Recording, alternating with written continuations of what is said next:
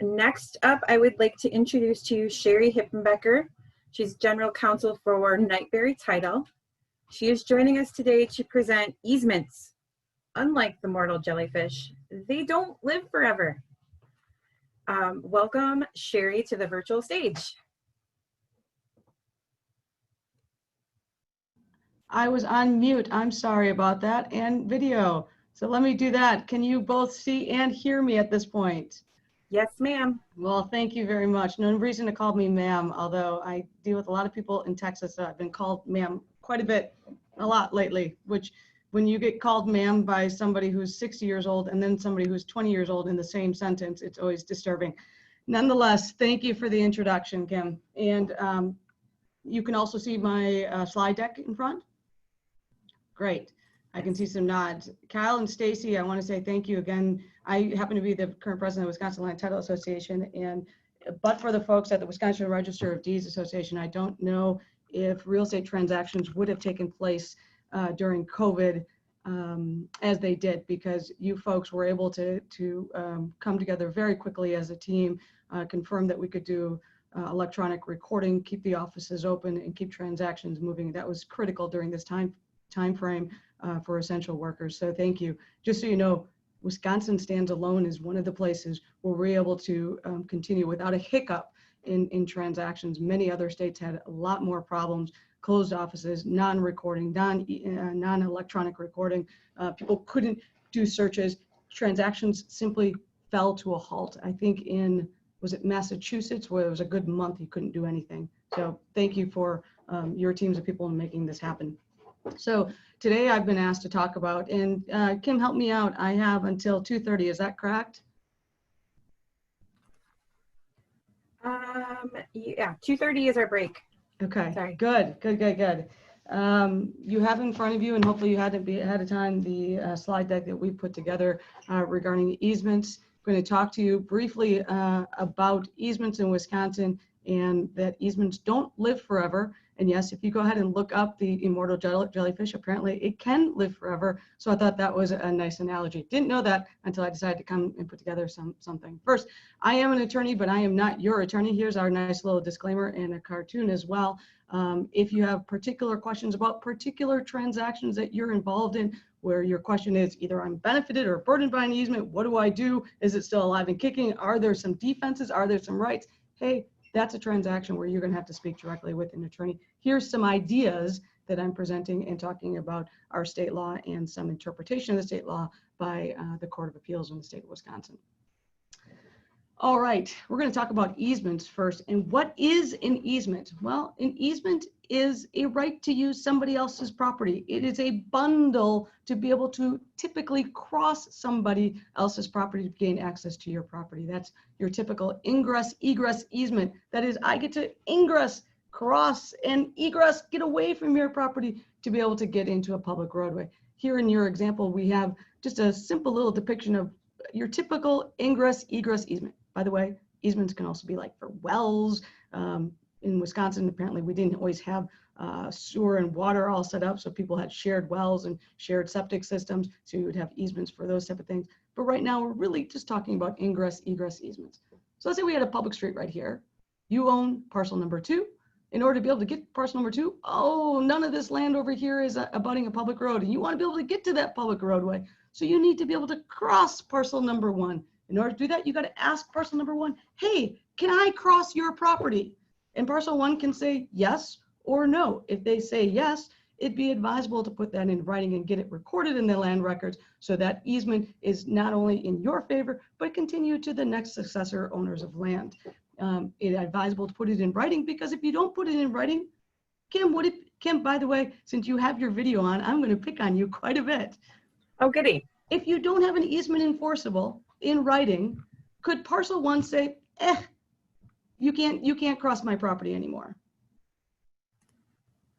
For ingress, egress? Sure. You own parcel 2. You want to cross parcel 1. Parcel 1 tells you, guy says, sure, Kim, today you can cross my property. And then tomorrow he says, I don't want you to cross my property anymore. Can they revoke it if it's never in writing? I don't think they can. Can they do that with an ingress, egress? Probably can. Probably can. can. So advisable that it's in writing and then recorded in the land record so that you have better evidence against that person. Like, yes, that was the intent, that I could continue to cross your land, not just today, not just tomorrow, but into the future. And if parcel 2 gets sold by you, Kim, to the next person, I buy it. I want to make sure I can cross parcel 1. So I want to have something in writing between us that's recorded in with Kyle or Stacy or one of the other team members at the Register of Deeds in the county where the property is located, that says, hey, these are the people that own these parcels, and here's, you could cross my property. Where on my property? Yeah, let's say the north 20 feet, north 30 feet or something like that, and how long it particularly lasts. That's called an express written easement. Again, we want it written. And here's some things that you want to have on the express written easement. You want to identify the parties. You want to identify the owner of parcel 1, the owner of parcel 2. You want to identify the land. Hey, I own parcel 1. I own parcel 2. Identify the interest being conveyed. Is this an easement for ingress, egress, or is it an easement so you can get to your well? Or it's an easement so I can just walk over to, maybe there's a lake that I get to walk over to.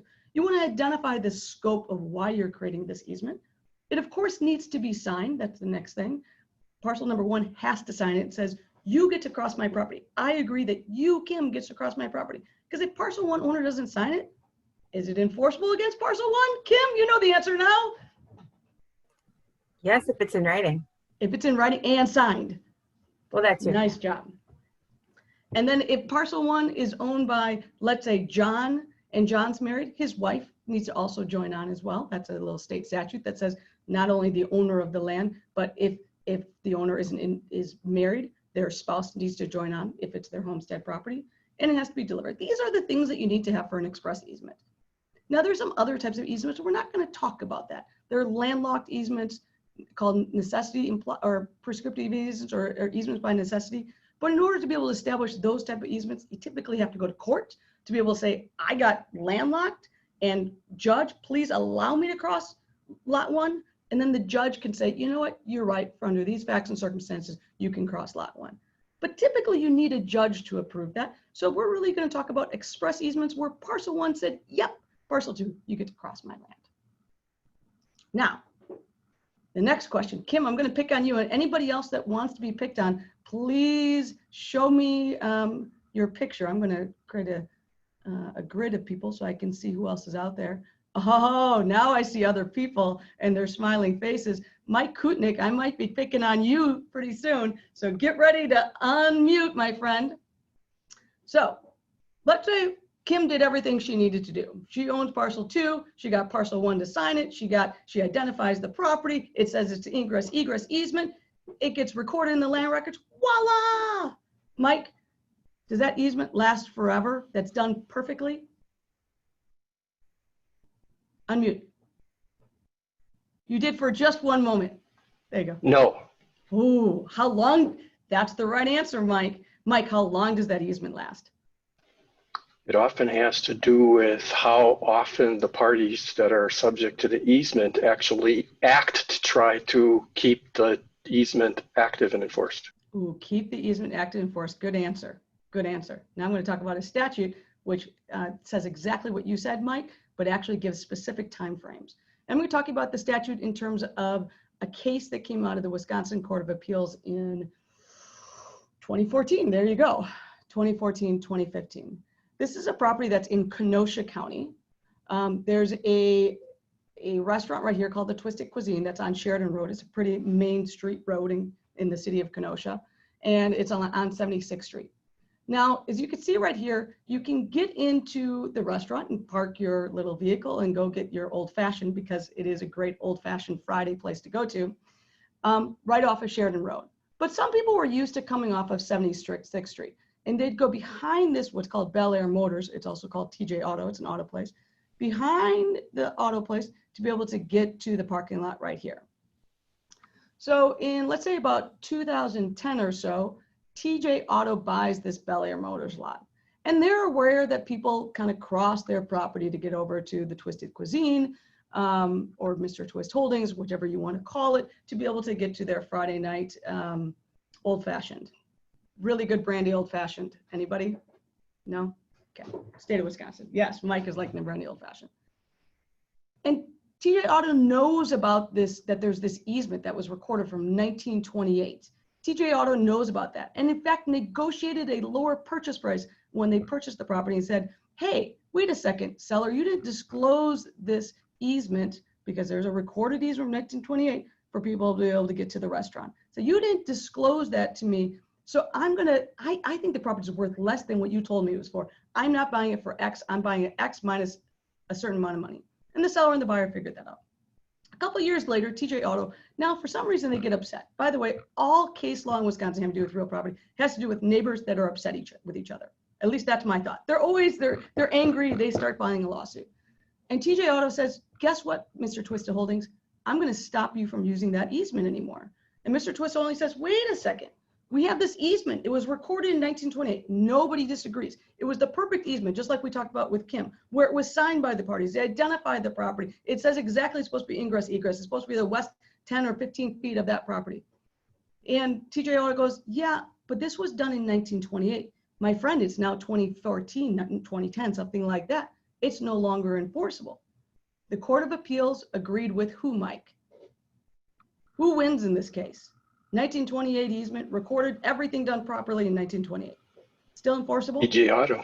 It's not enforceable. It's not enforceable, period. You are absolutely right. And the reason it wasn't enforceable, the court says, hey, you recorded this in 1928. It's 90 years later. You, TJ Auto, you, Mr. Twist Holdings, you can't expect to have an easement from 90 years ago. Every couple of years, you guys should be talking to each other and making sure that that easement is still enforceable in effect and people want to use it. Because, hey, those well easements that we just talked about before, those aren't enforceable anymore. Why? Because you now have a hookup to a city water. You don't need that well easement. Is this ingress, egress easement still needed, required? Do people still want it? So the court said that easement is gone because it was last recorded in 1928. And actually, Mr. Twist Holdings said, wait a second, but it was referenced on some documents that were received by the Register of Deeds, a survey in 1988. Isn't that good enough? And the court said, no, it has to actually be recorded and indexed in the land records at the Register of Deeds to be able to continue the effectability of the easement that was originally from 1928. The appellate court says no because of our statute in the state of Wisconsin. Our statute here is 893.33, specifically sub 6, that says, hey, TJ Auto, you can stop the enforceability of that easement if it hasn't been recorded in the land records in the last 40 years. By the way, an easement that's recorded in the land records can be re-recorded to up the period of enforceability for another 40 years if there is the time of recording of an instrument expressly referring to the easements. So, going back here, Mr. Twist Holdings, they could have re-recorded that easement from 1928. If they had done it timely, said, hey, I still want to use this easement. It's still alive and kicking. I like being able to cross somebody else's property. They could have done that on their own and kicked down the enforceability of that easement for another 40 years. They didn't. They lost their opportunity. So the statute says it's 40 years, but it's actually not quite 40 years because our statute, it's very goofy, guys. Just know this is goofy. The statute in the 1970s said an easement was enforceable for 60 years. That from the recording of the easement forward, the enforceability was 60 years unless you re-upped it or re-recorded or gave notice to the world again that you wanted to continue it. So that easement from 1928 was enforceable until 1988 under the statute. The statute time period was contracted in 1980 to be 40 years. So how does this lay down? If an easement is recorded before July 1, 1960, it was enforceable for 60 years. If it was recorded after July 1, 1980, because of that change in our statutes, it's recordable for 40 years. Then there's this nuance between an easement recorded between July 2nd of 1960 and June 30, 1980. It's about a 20-year period where arguably it's enforceable for 40 years. Some people are taking a position that it's enforceable for 60 years. I know that's goofy, but know that we don't have a case law out there deciding it yet. But it doesn't make a difference. Anything that was recorded in after July 1, 1980, you got 40 years, my friends. If it was recorded July 2nd, 1980, add 40 years to July 2nd, 1980. Somebody is Zoom WLIA. I see you looking at it and you have furrowed brow. So I would love for you to jump in here with your furrowed brow and tell me, if I had my easement last recorded in July 1 of July 1 of 1981, and it hasn't been re-recorded again. Does this statute say it's still enforceable? What's 40 years from July 2, 1980? You can unmute.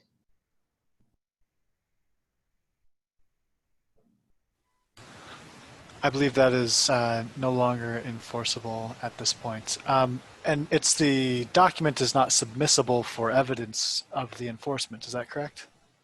It's not. So this is a defense that can be raised by the burdened parcel owner. In our example over here on Parcel 1, if they want to stop somebody from using the easement, and it was last recorded July 2nd of 1980, and Parcel 2 hasn't taken the opportunity to re-record it in the land records, Parcel 1 could potentially use that as a defense to say, you can no longer cross my land because that permission expired after a period of time. Now, there's some other goofiness out there. We don't have a good case law because I'm just talking about something that expired a month or a couple months ago, right? We haven't had anything bubbling through the circuit courts and the Court of Appeals because there is another defense that I'm not pulling into here that somebody may raise and say, but wait a second, July 2, the owner of Parcel 2 has owned this for the last 50 years. They should still have the benefit of the easement. We'll see how this goes because I'm waiting for case law and for people to argue back and forth. But the essence here is that if you don't re-record it within a 40-year time period, you run the risk of losing your easement rights if you're a Parcel 2. I'm sorry if I'm not trying to be obtuse, Cheri, but yeah. you've got Stephanie from Green Lake County said, can parcel number 2 re-record the document from 1928? They could do it now from 1928, but the time period has expired. So you would potentially be focused on, you potentially have a slander of title issue because you don't have an absolute right without Parcel 1's approval to re-record a document once it's already expired. Here, you said 1928, it clearly expired by 1988, wasn't re-upped. If you re-record it, then you're claiming an interest in somebody's land that you may no longer have a right to claim an interest in their land. And I'm gonna go back to my very first slide, damn attorneys, please speak with your attorney before you would record something against somebody else's property that may result in a slander of title because you didn't have a right to do so. Because actually, if you have a slander of title, there are some fees and penalties that you could be subject to if a court action would be started by Parcel 2. So let me get back to over here. Easements die. They don't live forever. Your right to use somebody else's property doesn't live forever unless you do something. Either number one, you get the Parcel 1 in our example says, you know what, I'm going to allow you to continue to use it. If it's already expired, you enter into a new easement agreement that meets the requirements that we laid out before. It's signed by the grantor or grantee. It identifies the parties, identifies the parcel, it identifies the type of rights that are to be used and the land that's going to be subject to that easement. Or if it's timely re-recorded, if you're outside this time period, you run a risk that the easement rights have expired and the burdened parcel owner, that is Parcel 1 in our example, can say, I don't want you to use that property anymore. Like I said, there still are some arguments that can be made by Parcel 2 potentially that they get to continue to use that easement, but those are arguments that still have to be fleshed out in the courts to be able to decide who has superior rights, and it is very fact specific. Earlier on, I said this, we were talking really just about ingress egress easements. The reason I want to say that it's just ingress egress easements is these types of easements I have on your screen right now aren't subject to the 40-60 year rule we just talked about. Railroad company easements, they get to continue. Why? Because the railroad is there and because we think it's advisable that we continue to have public transportation. Public Service Corporation, electric cooperative, natural gas company, we like to have utilities. So your utility easement continues beyond the 40 to 60 years. Why? Because it benefits a greater group of people. I mean, think about those high tension wire lines to be able to get electricity and phone back and forth. We have those in place and they will not expire with the 40, 60 years. And of course, anything in favor of the state, an easement in favor of the state, in favor of the feds, that's not gonna expire. Why? Again, because it's part of the greater public good. Conservation easements kind of fit into there. What we're talking about, what potentially expires in the 40, 60 years are really individual easements between neighboring parcel owners. And that person that's benefited by that easement has to do something to continue their rights in the property. and that do something is re-recording it using an attorney. Kim, does it look like you're about to ask me a question? Yes, I'm Please waiting. go ahead. Somebody posted, looks like somebody from St. Croix County.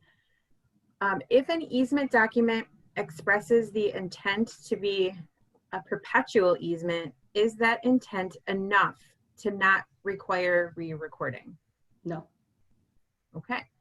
So, because even though Parcel 1 and Parcel 2 in 1928 thought this would last forever, Parcel 1, the owner no longer owns Parcel 1. It's conveyed 3 or 4 times. Sorry, you still have to give notice if you're Parcel 2 to Parcel 1, I want to continue to use your property. It's kind of acute. I mean, it says it lasts forever, but it does, there's the statute of limitations out there, and there's the right for Parcel 1 to be able to say, look, you Parcel 2, you benefited this easement. You had some obligation to give public notice to the world that you wanted to continue to use these rights. Okay. So here's another one. How do these laws apply to federal or tribal land within Wisconsin? Okay, so right here. Are we moving past? Okay. I'm just going back to where it doesn't. So federal lands, the removal of the easement rights are not going to apply to the feds. So if the feds have a right to be able to have an easement on the property, it's going to be able to continue. That's under the statute that's in front of you, 893.33 sub 5. I can pull that up in a moment as well. Tribal lands are sovereign nations. So Wisconsin state law cannot control issues on tribal sovereign nation lands. They're subject to their own jurisdiction. Kim, does that answer the questions? Yeah. Oh, here's one. Why do you believe that they passed legislation that placed that limitation on easements? Why did they did?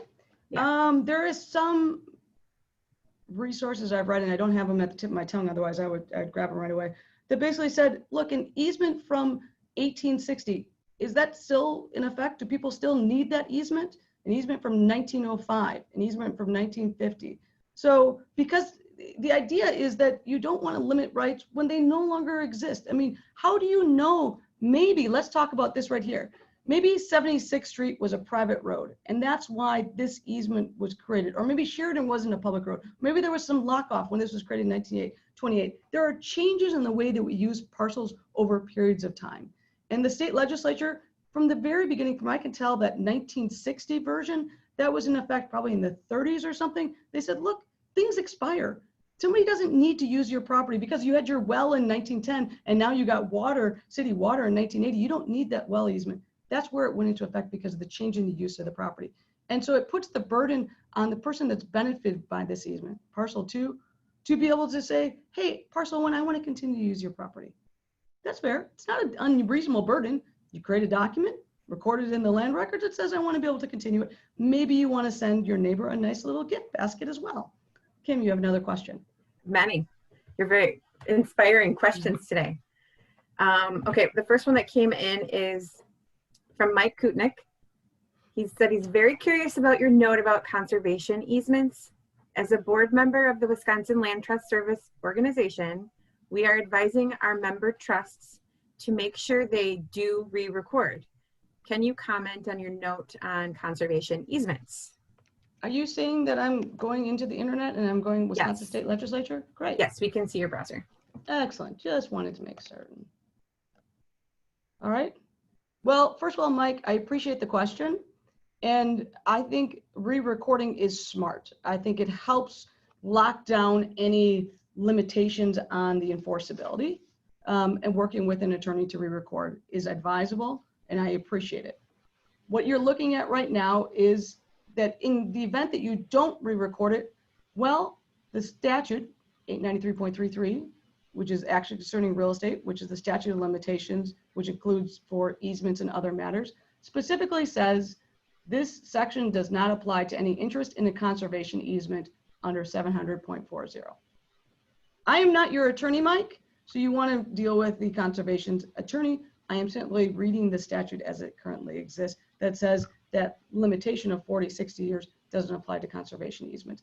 But again, I think it does make sense to re-record those easements, conservation easements in the land records. Yeah, we've had enough comment about the debatability of that particular piece of the statute to make us want to be proactive about that with our members. And it costs $30 to re-record it, right, Mike? Yeah. So for $30 to lock down somebody's rights to be able to eliminate the conservation easement, I think it makes sense. Spend that $30, especially aware of the issue right now. And from a social standpoint, it's good to get our members thinking about those properties being something they have to tend to on an ongoing basis rather than just sort of forget about them. Thank you. Good question. Kim? First, we have more. Tracy Klatt has a question. Does referencing an existing easement in a deed suffice for resetting the clock on an easement that has not expired? Hey, look at the next slide in our slide deck. Maybe that's the question. All right.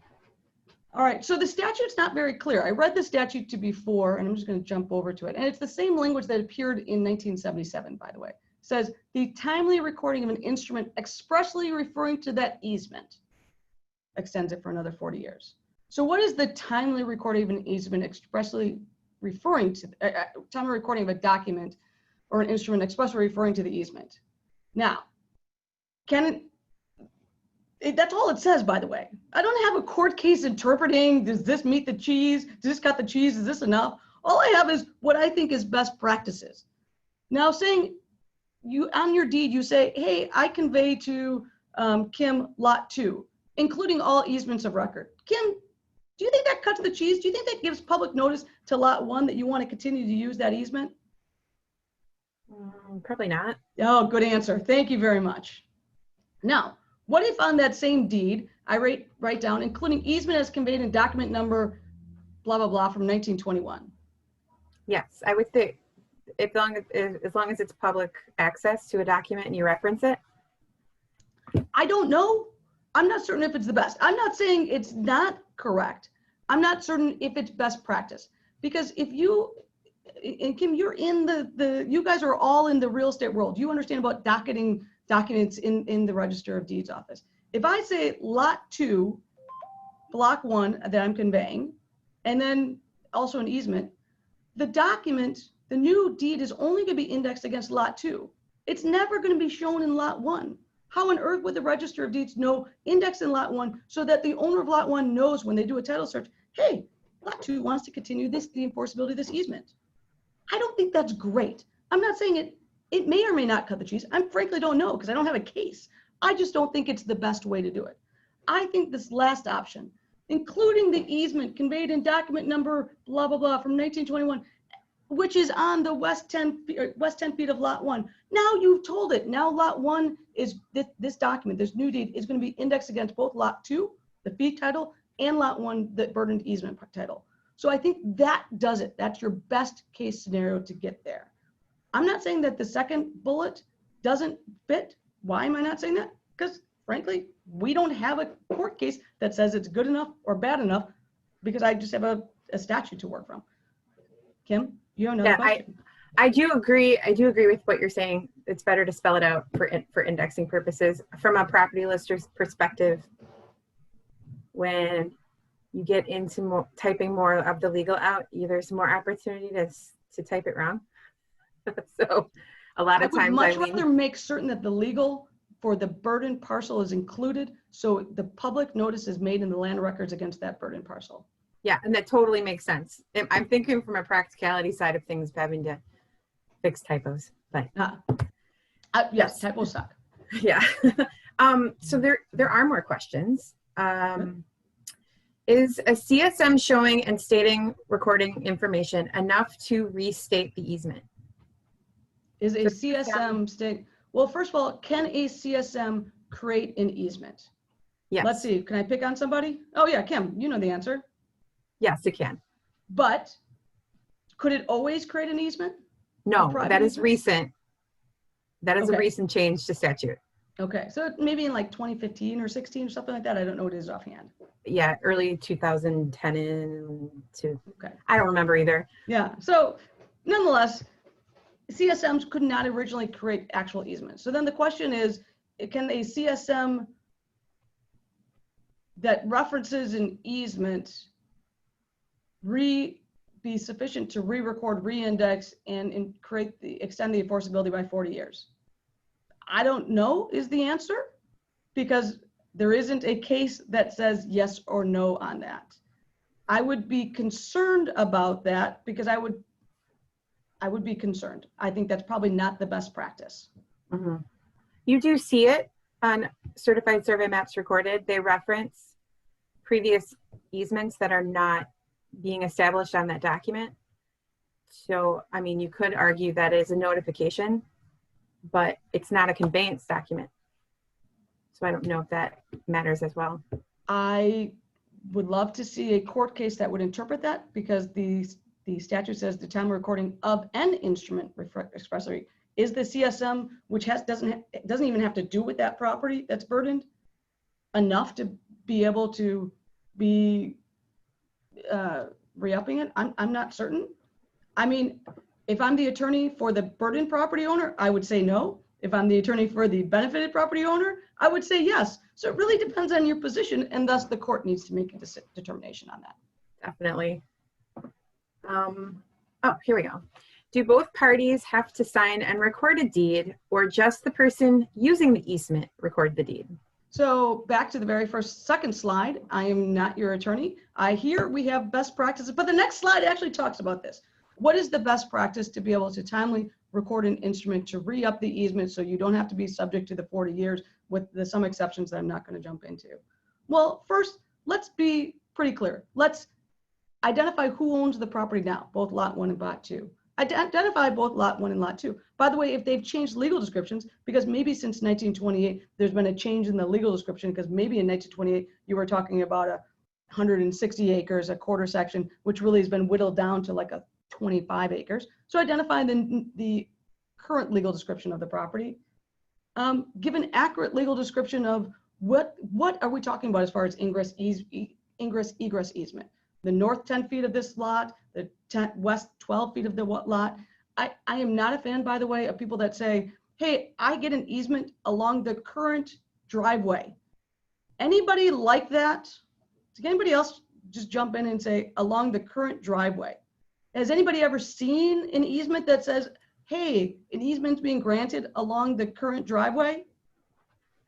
Yeah, all the time. And do driveways potentially change locations? Yeah, all the time.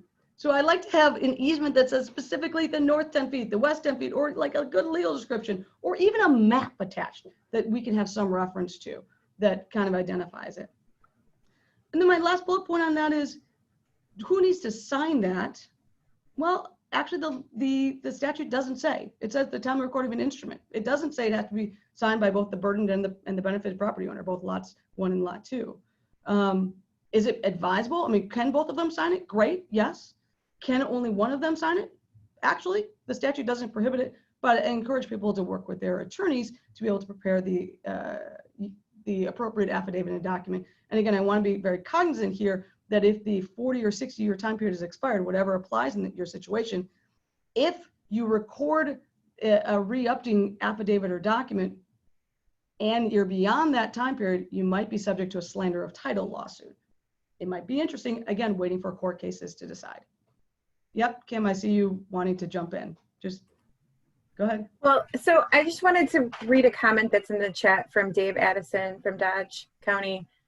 He said, oftentimes easements are left off of new deeds. I've been told by certain title companies that it is because they do not insure easements. Wouldn't a better practice be to still show on the deed, but list an exclusion in the title policy? Okay, that's kind of fun. So it really depends on what the title company is being asked. Number one, the buyer has to ask the title company, will you insure this easement?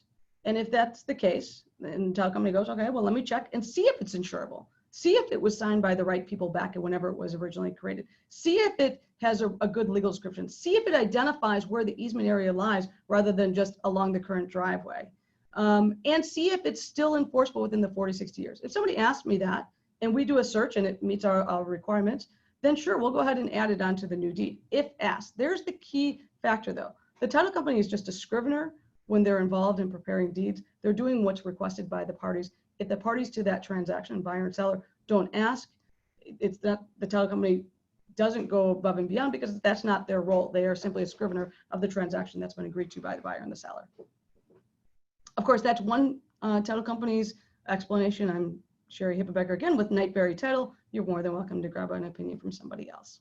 But if asked, yeah, we're happy to do the search and make sure that the easement in fact is enforceable, in which case we're happy to identify it on the deed. Well, we're caught up to questions, although Dave did add the average person has no knowledge that easements expire.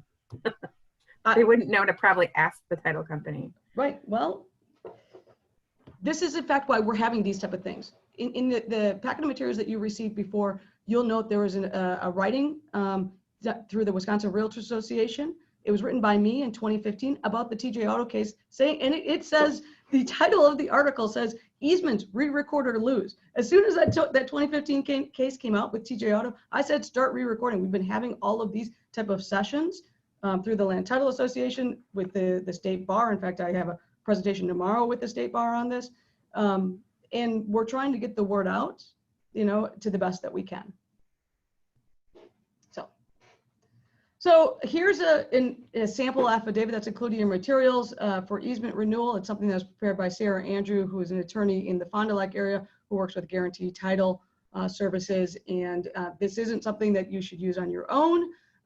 It should be used with the advice of counsel that's going to review and identify if you can re-record this in the land records. But it meets the requirements that I had before, where you identify the parties and you say the reason I'm recording something in the land records to re-up the enforceability of this easement. The language right here, to renew and re-record the easement to comply with the statute. So that's an example that attorneys are welcome to use as a starting point, obviously making adjustments for your particular transaction. So you kind of touched on the point of what does our title company need to ensure an easement? Well, we need an enforceable easement.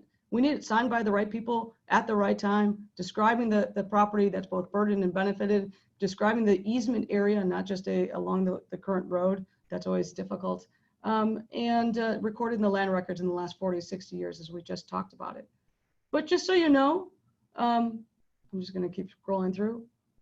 There are times where we don't have insurable easements, but at Nightberry, we're still willing to ensure that somebody has access to their property, because that's kind of a key factor. You want to buy a piece of property, you want to be able to get to it. Here's an example of one we had recently. It's on Pine Lake in Waukesha County, possibly one of the nicest lakes in the state of Wisconsin. And I was curious when we were being asked to ensure this easement. This, by the way, is Highway 83, and then here's this road.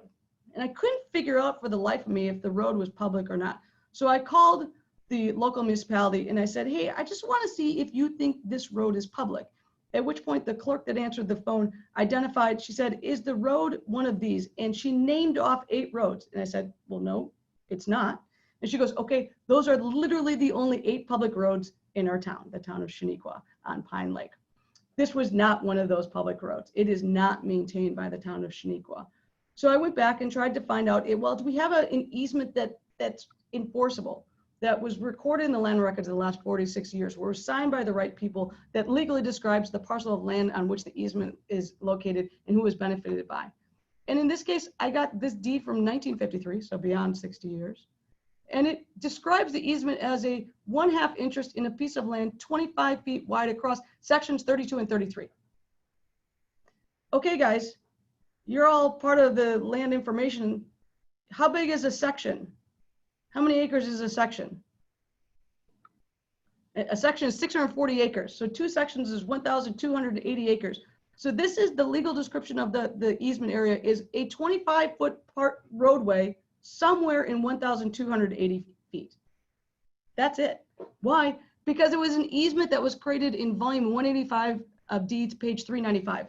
You don't know this maybe, but volume 185 means it's really old. It was an easement from the 1800s.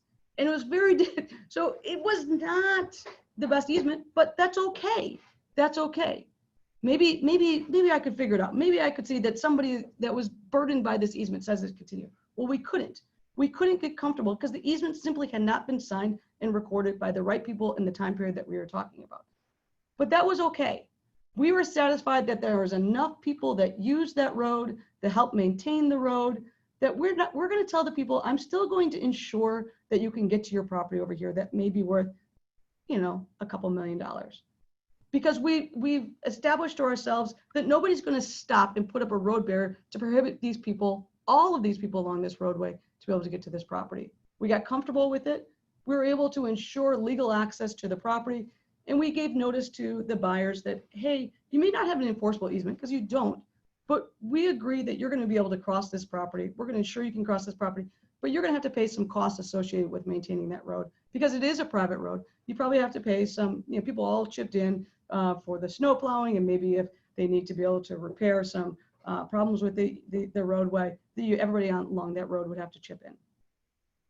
So those are the issues that we at the title industry have to resolve. I guess I have one other slide, unless, Kim, there's another question. There's questions. Excellent. Jennifer Borlick from Rock County says, what happens if the property owners of the burdened parcel decide they don't want to be burdened anymore? Is the benefiting parcel out of luck? That's your TJ Auto case.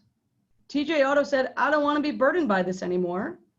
They found an attorney, they went to court, and the court agreed with TJ Auto that, guess what, Mr. Twista Holdings, you can't use that easement anymore. So that's the answer, is either you tell the person, go away, and the person says, I still get to use that easement, then you go to court, and the court makes the determination who has the better argument. And as I said before, there are still some arguments that the benefited parcel owner can make.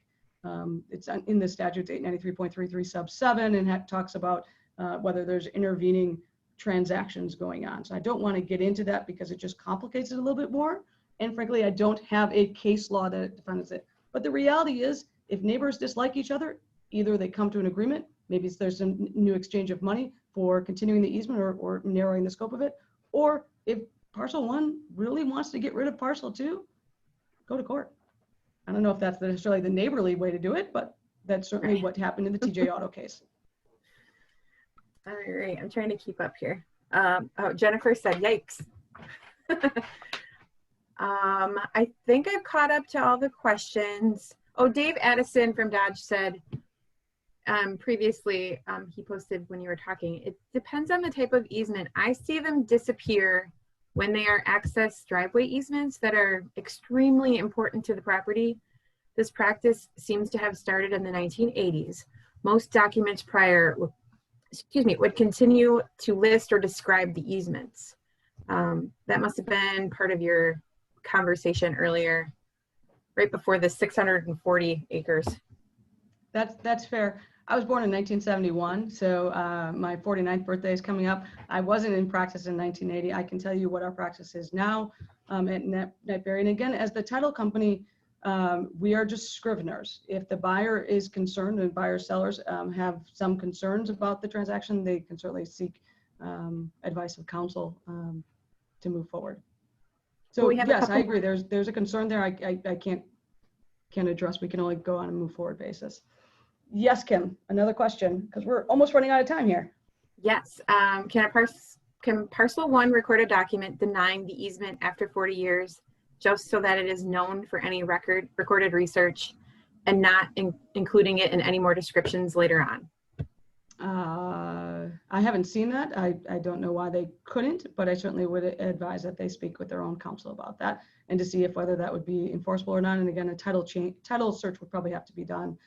Parcel 2, who's the benefited parcel, may have some continuing rights when it comes from an adverse standpoint as well. If they're landlocked, a court may be able to provide them a prescriptive easement as well. So there are altering factors. All of these things come down to case by case basis. I'm giving you some general broad strokes, but then you need to look at your particular transaction, your particular properties. Okay. Sandy from Lincoln County says, my driveway is an easement in the city. Do I need to check to see what year that easement is and renew it? So she's got her current driveway in the city. Yeah, Sure. so she's in a city where she lives, and Sure. her access is on an easement. Should she be checking into that for when it was recorded and to renew it? Good idea. I'm glad that we're talking today. That's probably what you want to do. Yes, Sandy, get checking on that. Yeah. Tanya Bagley from Shano says, is there a document for doing just like a renewal document? Is there an actual form? Probably dismissed You looked that. at that Like I earlier, said, right? there is this form that I'm providing, but I am not suggesting that you do it. Oh, here we go. I'm not suggesting you do this on your own. This is something that you want to have advice of counsel, given the fact that you run the risk of a slander of title situation if it's not done properly.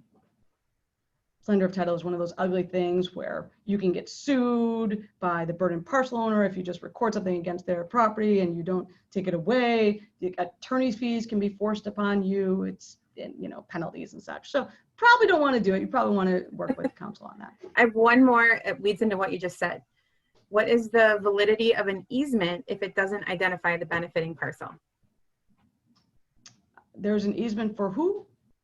It's so if there's an easement described, but it doesn't say who it's benefiting. It's a little misleading. I have to say that perplexes me. Yeah. And that's my response on that. I'd have to look. So, who gets across it? I don't know. Is it for the birds? Is it for the bees? You probably would have to look a little. I mean, it was further probably about that. implied by the people signing it, but yeah. Well, I think that's all of our questions. And is there anything else you want to say in closing? Thank you for the opportunity to be here. Good luck, everybody. Again, thanks to the Register of Deeds and all the teams of people that worked together during this difficult time to be able to keep transactions moving forward. And that's all.